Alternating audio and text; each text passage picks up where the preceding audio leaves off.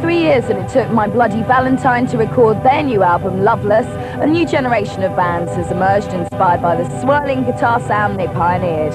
Though for their fans and their record company, it's been a long, long wait. I think they knew we were being honest with them. We were. So, if we were slow, we were slow. And the only thing we could do to speed up is try and figure out why we were slow, but not just speed up because we should, you know. And we just got slower, basically, and slower. It got ridiculous. We went through a ridiculous phase in 1990, like in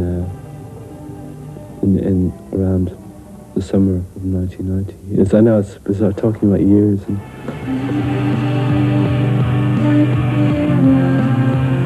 the band's publicist, Scott Peering, knows better than most the problems of re-establishing yourself after a long absence. However, despite an indie scene overpopulated with shoegazing bands such as Lush, Slowdive and Loop that My Bloody Valentine spawned, the band's album was an instant success. In terms of radio and television, radio airplay stops at the daytime. All of the other genre bands that sound a bit like My Bloody Valentine, that are making glorious swirls of noise with faint vocals, somehow manage to penetrate the daytime airplay situation. But My Bloody Valentine seemed to be just radical enough so that the barriers go down.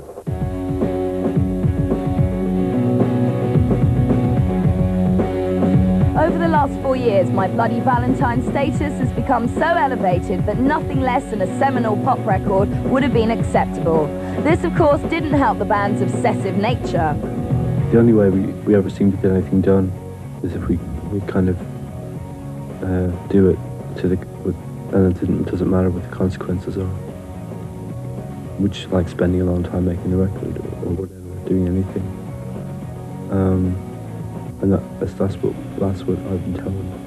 You know, that you're being obsessive. You know, it doesn't seem like it, but I suppose so. You know, in that case.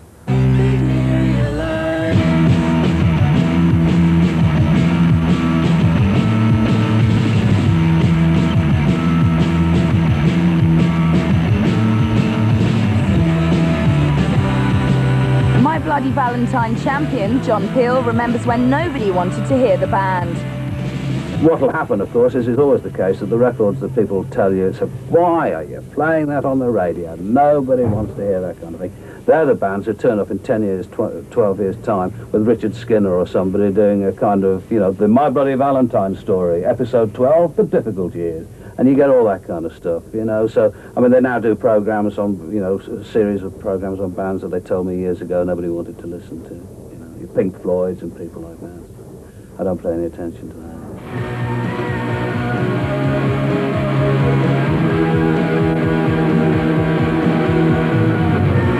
Kevin Shields, vocalist, songwriter, spokesman and reluctant hero, is a perfectionist. He went through 40 sound engineers recording the album and takes 3 hours at the sound check for every gig.